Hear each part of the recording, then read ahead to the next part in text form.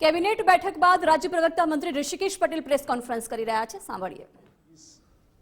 1 સુધીનો આપું છું અને એમાં પણ જે 11,046 આપણને જે અરજીઓ મળી છે એમાં શહેરી 5400, ગ્રામ્ય 5600, જંત્રીના દર વધારે છે એવી રજૂઆત જે મળી છે એ લગભગ 61% જેવી, એટલે કે 6753। જંત્રીના દર ઓછા છે તે વધારવાની રજૂઆત પણ મળી છે, એ 1755 જેવી છે। સર્વે નંબરો ખોટા વેલ્યુ ઝોનમાં સામેલ કર્યા છે એવી 94 છે। સર્વે નંબરનો સમાવેશ જંત્રીમાં થયેલ નથી એવી 268 છે।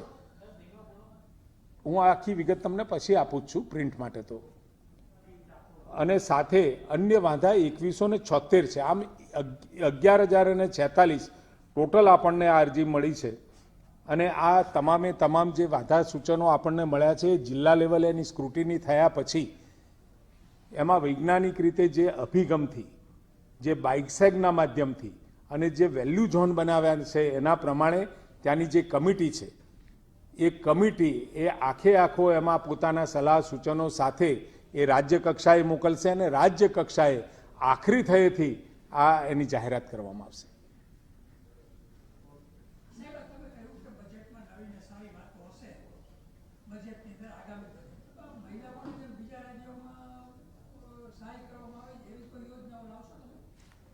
અત્યારે આ જે બજેટ છે ગુજરાતના વિકાસ માટેનું અને ખૂબ મોટું, જેને કહેવાય કે દર વખતે કેપિટલ ઇન્વેસ્ટમેન્ટ આપણા ત્યાં જે થઈ રહ્યું છે અને એ કેપિટલ ઇન્વેસ્ટમેન્ટના કારણે જે આખા ગુજરાતની જે રોનક છે એ આપણને દેખાઈ રહી છે।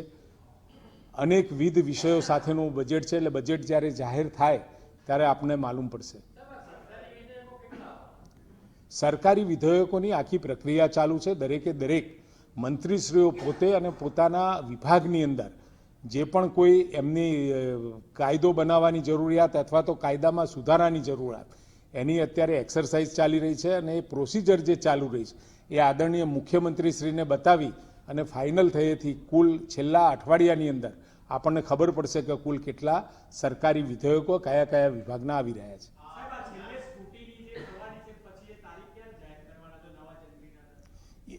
15 દિવસ આ બધા વાંધાની મુદત પૂરી થયા પછી 15 થી 20 દિવસ સુધી એ જિલ્લા કક્ષાએ આની સ્ક્રુટિનિટી થશે અને એ સ્ક્રુટિનિટી થયા પછી એ રાજ્ય કક્ષાએ મોકલવામાં આવશે અને રાજ્ય કક્ષાએ તમામે તમામ વાંધા સૂચનો જે મળ્યા છે એ તમામ વાંધા સૂચનો ઉપર ફરીથી એક વખત બેસી અને યોગ્ય એ જંત્રી માટેનો નિર્ણય લેવાશે ને એના પછી એ અમલમાં આવશે।